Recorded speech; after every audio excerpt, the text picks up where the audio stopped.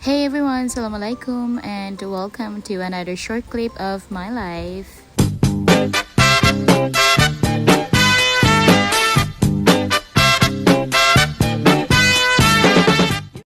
So here we are guys for another vlog na pagdesisyon na ng kuya ko na kakain kami sa labas or mag-iftar kami sa labas. So as you can see, etong vlog is na-upload lang ngayon, which is hindi na Ramadan, pero this was taken nung Ramadan guys, this year. So pagkadating nga namin sa BGC, sabi ng kuya ko, daan daw kami dyan sa Globe. Sabi ko, okay. Tapos sabi ko, pagkalabas namin, saan na kayo mapupunta? Sabi niya, sa Smart or TM. O diba, ang galing ng joke ng kuya ko. Natawa ako doon actually. So aside sa gusto ni kuya na mag-iftar kami sa labas, the other reason, kasi nga si mama, uuwi na siya ng Tawi-Tawi. Uuwi siya ng Tawi-Tawi on that day, sa March 21st. Umuwi siya ng Tawi-Tawi. So sabi namin, nag-aid siya ng Luzon, Visayas, Mindanao, diba? Kaya kami lang yung naiwan. And then sabi ng kuya ko, saan daw kami kakain sa BGC. Sabi ko, doon tayo banda sa may portal. Kasi nga, ngayon lang ako guys nakabalik ng BGC and gusto ko makita yung portal. Nung last time, hindi kami banda dito. Nasa yun, parang market.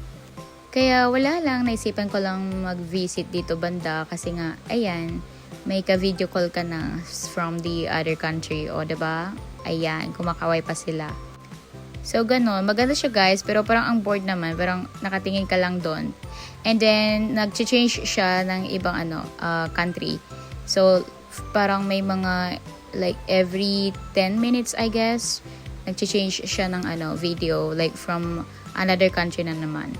Well, anyway, so, yung mga kasama ko, guys, si Mama, si Kuya, si Lemon, and si Moy, ang papa ni Lemon. Well, anyway, machika ko lang. Ang tagal ko na pala hindi nag-vlog, no?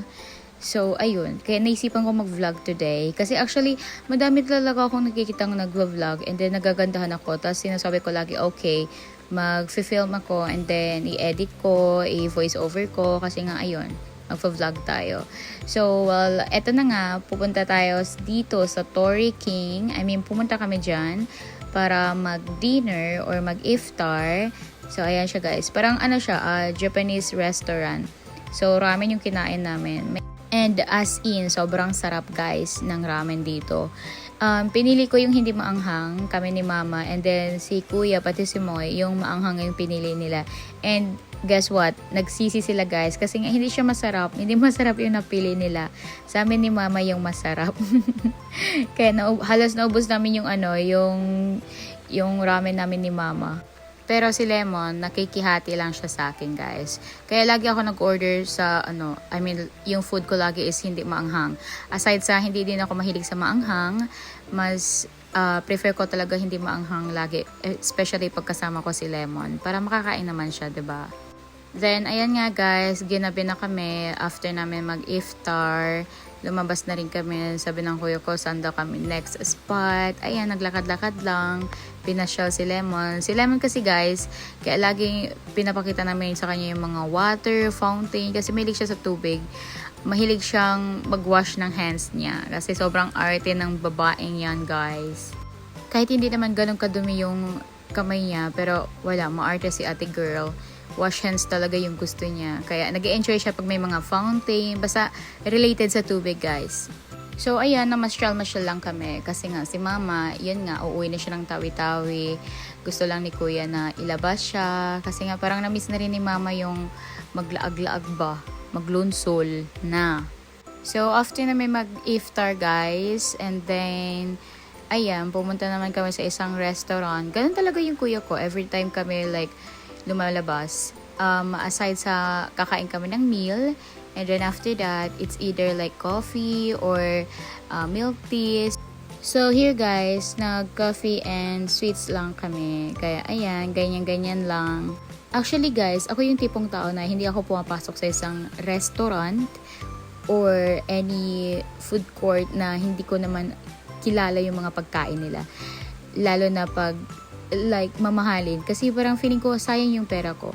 So if ever na may makita akong isang flavor na gusto ko, dun na lang ako agad. Hindi ako yung parang parang i-try yung ibang tawag dito, flavor, no, it's a no-no. Kasi feeling ko, sayang yung pera. Though, hindi naman pera ko lahat niyan, guys. Actually, wala kaming perang nilabas dyan. Kasi most of the time, kuya ko lagi. Kaya, alhamdulillah, we're so blessed. Kaya madalas, especially pag nakikita nyong lumalabas kami kasama namin yung kuya ko, laging siya, guys. Like, hindi ko maalala kung kailan kami naglabas ng pera. Siya lagi. Hindi siya like yung sabihan kanya, uy, ano ha, kayo naman yung bayad ng ganito, ganyan. Wala talaga, guys. Especially pag siya yung nag-aya. For sure, ano na yun, 100% siya na yung magbabayad lahat. Ultimo yung pamasahe namin.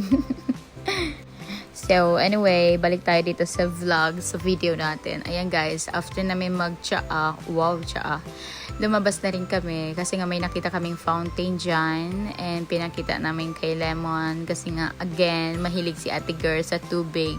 And aside from that, naghanap din kami ng store na kung saan kayo makakapili ng like pasalubong sana sa mga taga-Tawi-Tawi, mga kapatid ko. Ayun. Pero halos sarado na yung mga tindahan.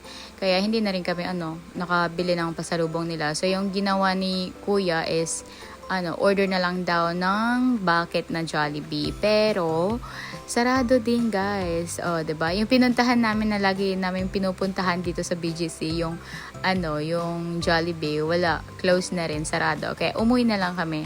Wala din kami na napala dyan. Wow.